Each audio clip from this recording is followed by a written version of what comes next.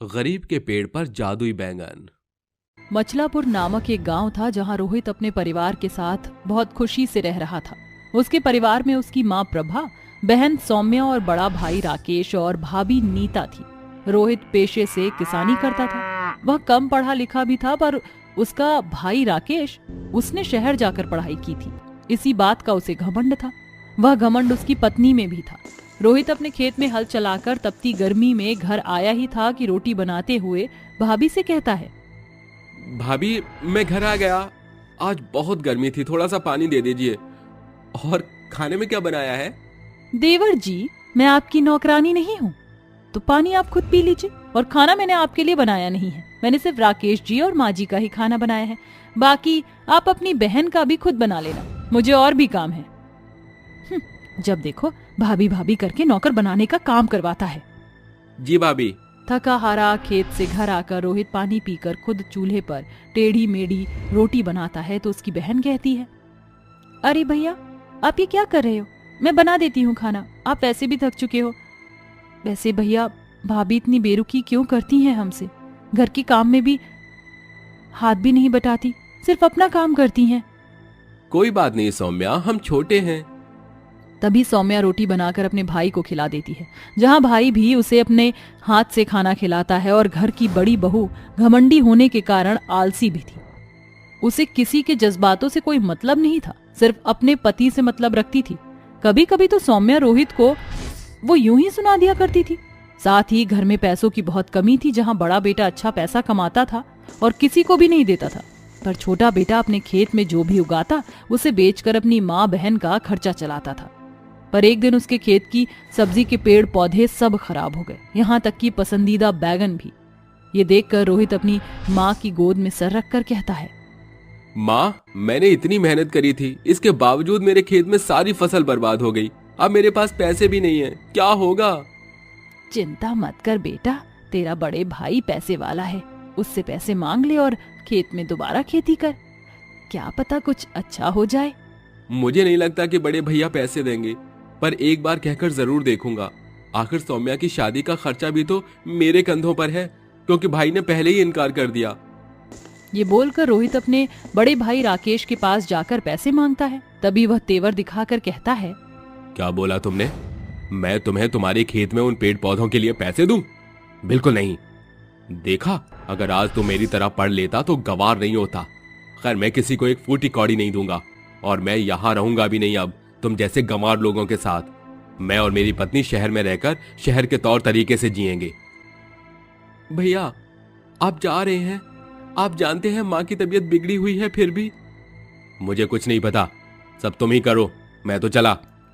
अगले 2 दिन में ही राकेश अपना सामान बांधकर पत्नी के साथ शहर की ओर रवाना हो जाता है।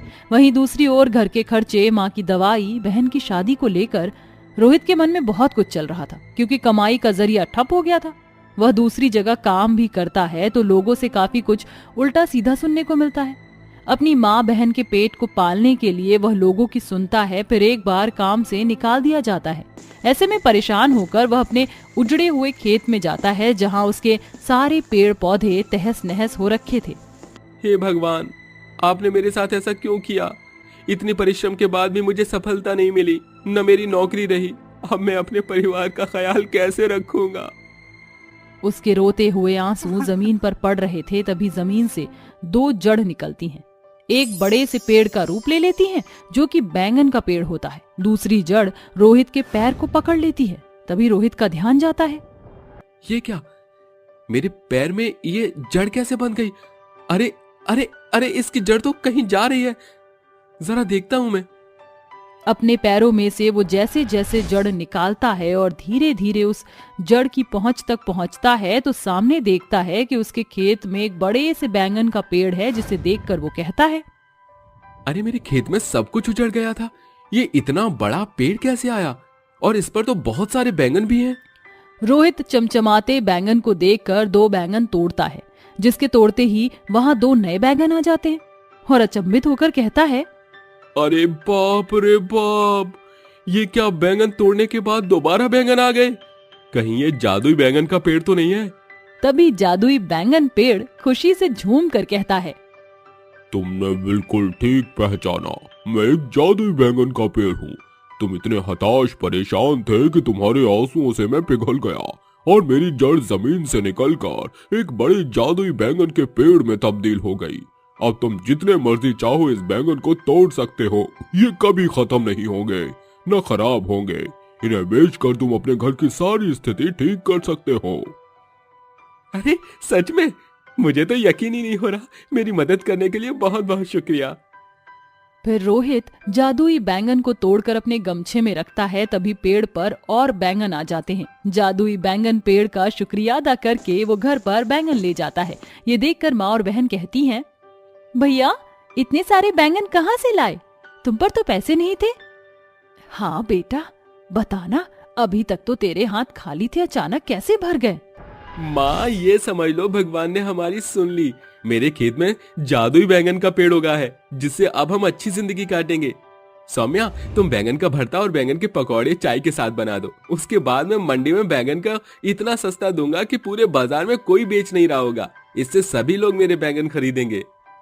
अरे वाह बेटा, ये तो बहुत अच्छी तरकीब है। कुछ ही देर बाद तीनों मिलकर बैंगन के पकौड़े का नाश्ता करते हैं। उसके बाद रोहित मंडी में ढेर सारे बैंगन लेकर बेचने के लिए निकल जाता है। बैंगन ले लो, बैंगन 10 रुपए किलो, सस्ते ताजा ताजा बैंगन ले लो। बड़े बैंगन, छोटे बैंगन, बनाओ इसका भरता, पकौड़ा, सब्जी, अचार। बैंगन बैंगन। अरे आप तो बहुत सस्ते बैंगन दे रहे हो, जरा 1 किलो दे दीजिए। क्या इतने सस्ते बैंगन? मुझे तो 2 किलो दे दीजिए भाई साहब। ये लीजिए आपके बैंगन। कुछ ही देर में एक एक करके रोहित के सारे बैंगन खत्म हो जाते हैं।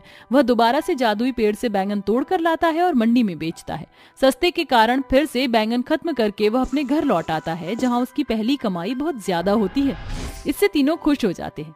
इसी तरह रोहित जादुई बैंगन पेड़ की मदद से रोज बैंगन बेचता है, जिससे उसे काफी मुनाफा होता है। 6 महीने बाद पैसे इकट्ठे करके वह अपनी बहन की शादी एक अच्छे घर में करा देता है। वहीं दूसरी ओर अपनी माँ का इलाज भी करवा देता है, जिसके बाद उसकी माँ स्वस्थ हो जाती है। तभी प्रभा कहती है, बेटा तूने अपने भाई के जितना पढ़ा लिखा ना होने के बाद भी इतनी परिश्रम और सफलता प्राप्त की है। मैं बहुत खुश हूँ और अपनी बहन की शादी भी कर दी। मैं भी ठीक हूँ। तू अपने ऊपर भी ध्यान दे, मैं भी अपनी बहू पर हुक्म चलाऊं। बड़ी बहू बेटों ने तो वो रूप दिखाया जो मैं कभी सोच भी नहीं सकती थी। क्या बोलूं माँ, आप ही कोई अच्छी सी लड़की देख लो जिससे मैं शादी कर सकूं। ठीक है बेटा।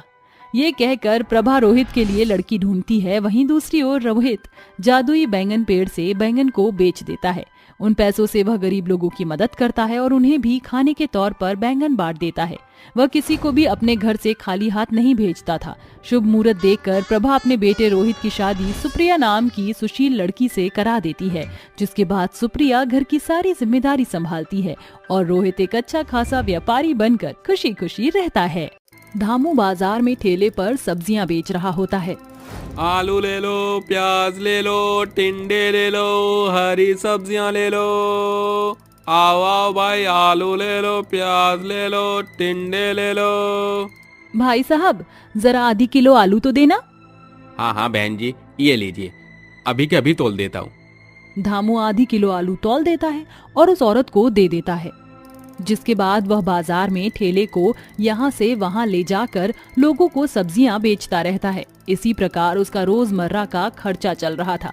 शाम होते होते धामू कमाए हुए पैसों में से कुछ दवाइयां खरीदता है और घर को लौटने लगता है। अरे भाई, रात हो गई है, मेरी पत्नी और मेरे बच्चे मेरा इंतजार कर रहे होंगे। धामू जैसे ही घर पहुँचता है, उसकी तीनों काली बेटियां घर में साफ सफाई और खाना बना रही होती हैं। अरे मेरी बच्ची हो, तुम इतनी छोटी सी उम्र में घर के काम क्यों कर रही हो? पिताजी, माँ की तबीयत बिल्कुल भी ठीक नहीं है। सुबह से सिर्फ आपका ही नाम पुकार रही है। हाँ पिताजी, आज उन्हें दवाई लिए हुए पूरे 1 हफ्ता हो गया है। पिताजी, आप पहले माँ के पास चले जाइए। जैसे ही धामू निर्मला के पास जाता है, निर्मला दर्द से करहा रही होती है। देखिए जी, मेरा कुछ नहीं पता कि मैं कब इस दुनिया को छोड़कर चली जाऊं। हमारी 3 बेटियां हैं, अब आपको उनकी जिंदगी बनानी है। मुझसे वादा करो कि आप हमारी तीनों बेटियों की परवरिश अच्छे से करोगे। मैं तुमसे वादा करता हूँ निर्मला, मैं अपनी तीनों बेटियों की परवरिश अच्छे से करूंगा, लेकिन तुम ऐसा कुछ मत कहो, तुम्हें कुछ नहीं होगा। धामू इतना कह ही रहा होता है कि तभी अचानक से निर्मला की आंखें बंद हो जाती हैं, जिसके चलते धामू बहुत फूट फूट कर रोने लगता है। धामू अपनी पत्नी निर्मला का अंतिम संस्कार कर देता है, जिसके बाद वह सब्जी बेचकर अपनी तीनों बेटियों को पढ़ाने लिखाने का काम शुरू कर देता है। मेरी बेटियों, मैं चाहता हूँ कि तुम अपनी माँ का सपना पूरा करो और पढ़ लिख कर कुछ बनो। मैं तुम्हें किसी काबिल देखना चाहता हूँ। उस दिन के बाद से धामू दिन रात मेहनत करता है और सब्जी बेचने के साथ साथ वह एक फैक्ट्री में काम करना भी शुरू कर देता है। देखते ही देखते कुछ समय बीतने लगता है, जिसके चलते उसकी बेटियां शादी के लायक बड़ी हो जाती हैं। एक दिन धामू फैक्ट्री में काम कर रहा होता है। जिस मशीन में धामू काम कर रहा था, अचानक से वह मशीन खराब हो जाती है और धामू के दोनों हाथ उस मशीन के अंदर आ जाते हैं, जिसके चलते वह बेचारा अपाहिज हो जाता है। पिताजी, पिताजी, ये क्या हो गया आपके हाथों को? पिताजी, ये सब कैसे हुआ और किसने किया? बेटी, इसमें किसी की कोई गलती नहीं है। मेरी ही गलती की वजह से मेरे दोनों हाथ मशीन में चले गए और मैं अपाहिज हो गया। नहीं पिताजी, ऐसा मत कहिए। आपके दोनों हाथ अभी सही सलामत है। हम तीनों बेटियां आपके दायां और बायां हाथ हैं। बेटियों, मैं तुम्हें पढ़ा लिखा तो नहीं पाया, लेकिन तुम्हारी शादियों के लिए मैंने कुछ पैसा जोड़ा है। तुम शादी करके अपना घर बसा लो। आपको इस हालत में कैसे छोड़ सकते हैं पिताजी? अरे बिटिया, बेटी तो पराया धन होती है। एक ना एक दिन तो उन्हें जाना ही होता है। तो क्यों चिंता करती है मेरी बच्ची? धामू की तीनों बेटियां उसकी बातें सुनकर रोने लगती हैं, जिसके बाद बेचारा अपाहिज धामू अपनी तीनों बेटियों के लिए रिश्ते ढूंढना शुरू कर देता है। लेकिन कई कोशिशों के बाद भी उसे अपनी बेटियों के लिए कोई अच्छा रिश्ता नहीं मिल पाता, क्योंकि उसकी बेटियों का रंग सांवला था। अरे भाई साहब, क्या बताएं तुम्हें, आजकल कोई भी काली या सांवली लड़कियों से शादी नहीं करना चाहता। सबको तो अपने घर में गोरी बहू चाहिए। जैसे पंडित जी, मैं अपनी तीनों बेटियों की शादी अच्छे घर में करना चाहता हूँ। उसके चलते मुझे जितना दहेज देना होगा मैं वो भी दे दूंगा। अच्छा, ऐसी बात है? तो फिर ये देखो, ये 3 लड़के तीनों भाई हैं और अच्छे घर से हैं। तीनों खुद की कंपनी चला रहे हैं। धामू को वह तीनों लड़के पसंद आ जाते हैं। पंडित जी, मुझे रिश्ता मंजूर है। जितनी जल्दी हो सके इन लड़कों से मेरी तीनों बेटियों की शादी की बातचीत आगे बढ़ाओ। लेकिन याद रहे, दहेज में पूरा 5 तोला सोना और घर का सारा सामान और तीनों दामादों को गाड़ियां देनी होगी। धामू दहेज के लिए तैयार हो जाता है, जिसके बाद वह उन तीनों लड़कों से अपनी तीनों बेटियों की शादी कर देता है।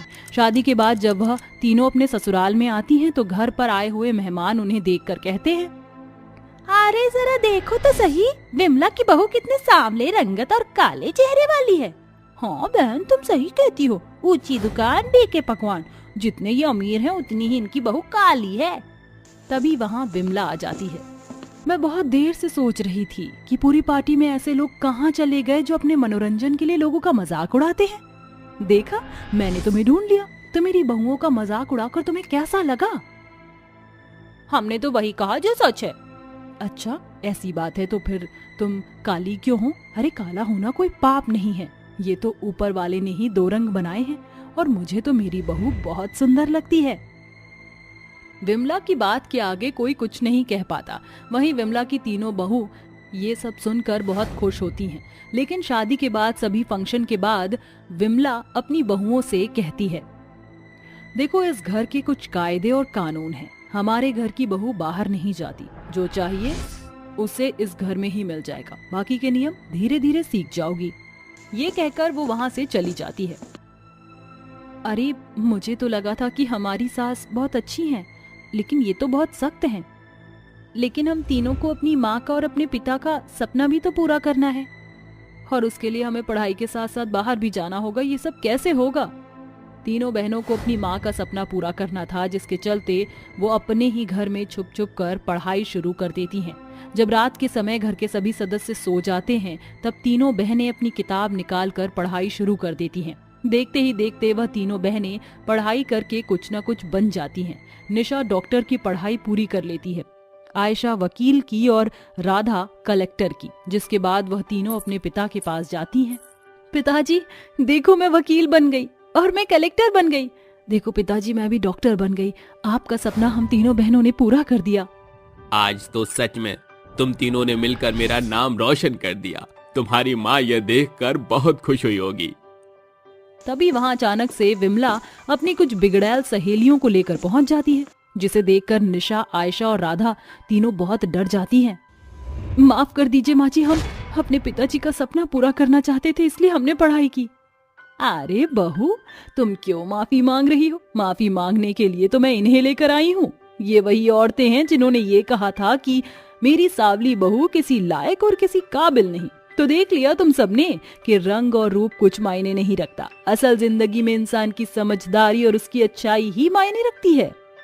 हाँ विमला, तुम सही कहती हो, हमें माफ कर दो। हमें तुम्हारी बहुओं के बारे में ऐसा नहीं कहना चाहिए था।